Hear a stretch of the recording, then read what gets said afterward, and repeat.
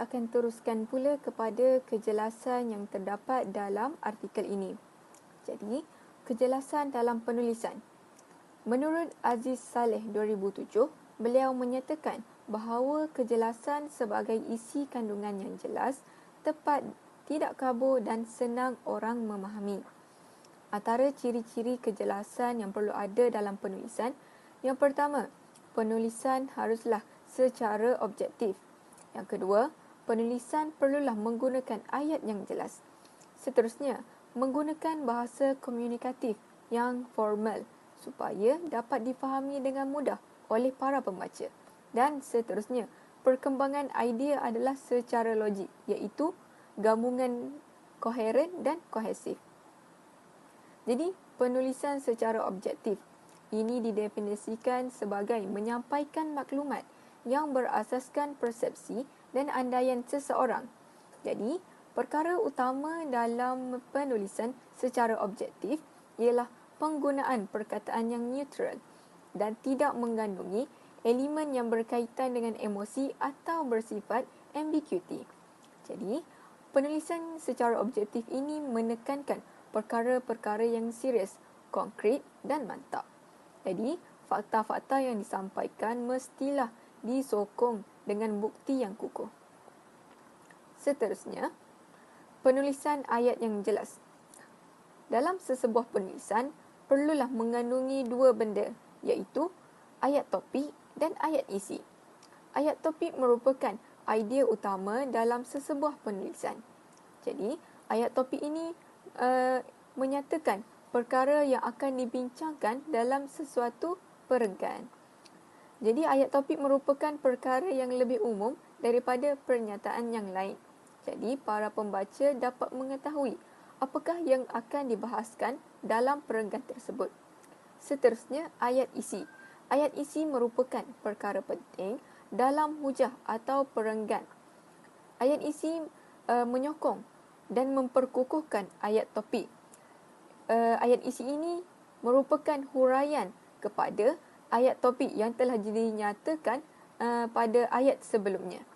Jadi, ayat isi ini perlulah mengandungi bukti yang kukuh untuk memastikan sesebuah penulisan akademik itu merupakan sebuah penulisan yang baik. Seterusnya, perkembangan idea secara logik iaitu koheren dan kohesif. Jadi, perkembangan idea secara logik yang mana mengandungi hubung kait koheren dan kohesif ini bersifat subjektif dan perlu dilihat secara menyeluruh. Jadi, secara mudahnya, pembaca dapat mengenal pasti penulisan itu mempunyai tahap kejelasan yang baik melalui koheren dalam penulisan. Jadi, perkembangan idea yang logik inilah akan membantu para pembaca untuk lebih memahami apa yang ingin disampaikan oleh penulis. Seterusnya, merupakan hubungan antara bahagian dalam teks menggunakan penanda wacana yang sesuai. Pada dasarnya pula, ianya merujuk kepada hubungan bentuk, iaitu unsur-unsur wacana yang digunakan untuk menyusun suatu wacana supaya memiliki kesepaduan yang utuh. Di sini merupakan contoh yang telah saya analisis daripada artikel ini. Jadi, dapat kita lihat di sini bahawasanya penulis menggunakan penanda wacana sebagai penghubung kepada perenggan sebelumnya. Jadi, ini menunjukkan suatu perkembangan idea yang jelas, iaitu logik, yang mana perenggan kedua ini mempunyai kaitan dengan perenggan pertama. Jadi, para pembaca akan lebih memahami apa yang ingin disampaikan oleh penulis dalam sesebuah artikel. Jadi, dalam sesebuah penulisan yang baik, kejelasan penulisan itu amat dititik beratkan. Jadi, apa yang perlu ada adalah objektif, ayat yang jelas dan kohesif. Sebagai contoh, saya dapat menganalisis daripada artikel ini pada bahagian WHO dan Pusat Kawalan dan Pencegahan Penyakit CDC merupakan badan-badan awam yang terlibat dalam menetapkan garis panduan mengenai pencegahan jangkitan penyakit. Jadi dapat kita lihat di sini bahawasanya penulis ingin menyatakan objektif daripada perenggan ini.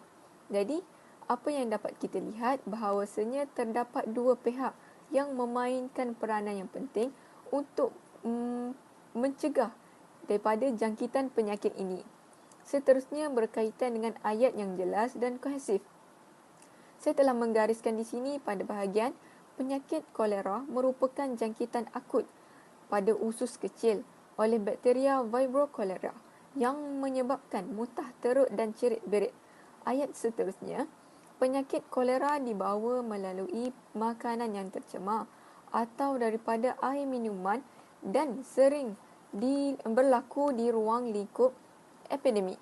Jadi dapat kita lihat di sini, penulis telah memberi ayat yang jelas pada ayat sebelumnya, iaitu penyakit kolera, yang mana penulis telah menjelaskan apa itu penyakit kolera, yang mana ianya membawa erti jangkitan akut yang berlaku pada bahagian usus kecil yang disebabkan oleh bakteria.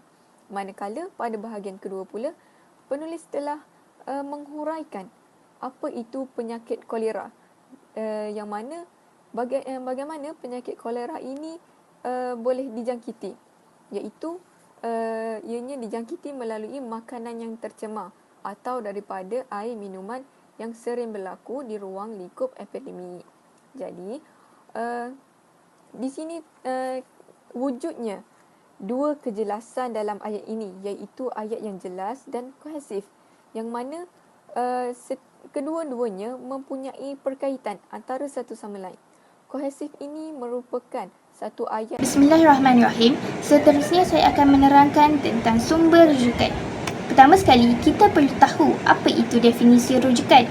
Menurut Kamus Dewan edisi keempat, rujukan bermaksud keterangan lanjutan mengenai sesuatu perkara atau sumber untuk dirujuk.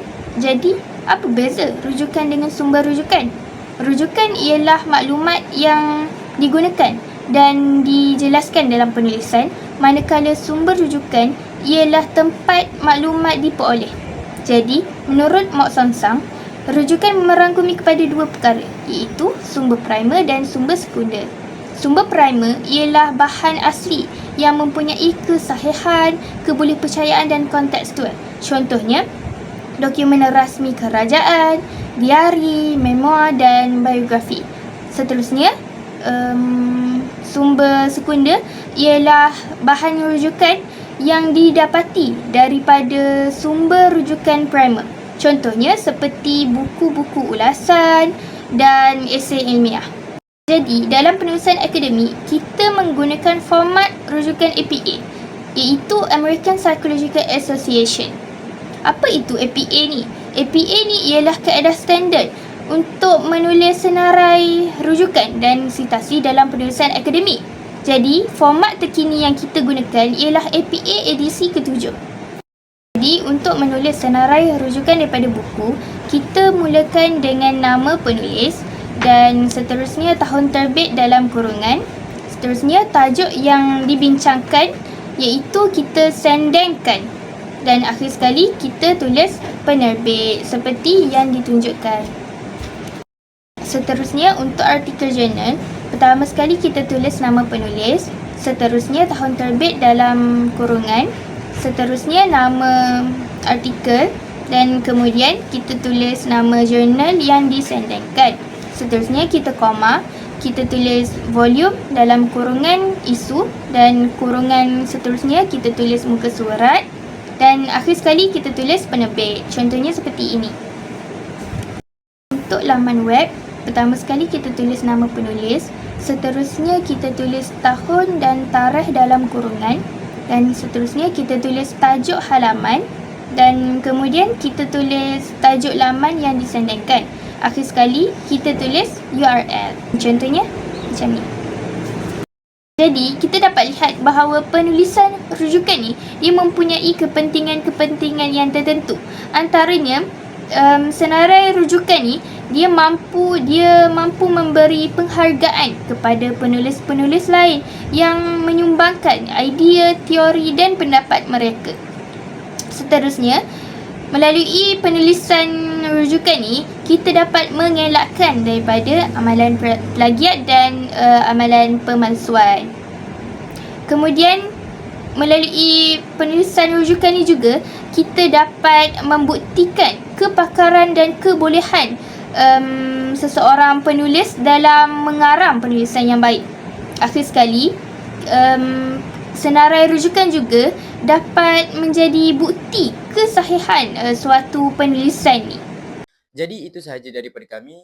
Sekian, terima kasih kami ucapkan kepada sesiapa yang menonton video ini. Dan ini adalah rujukan yang kami gunakan untuk membuat video ini. Dan ini adalah rujukan seterusnya. Itu sahaja daripada kami. Sekian, wabillahi taufiq wa hidayah. Assalamualaikum warahmatullahi wabarakatuh.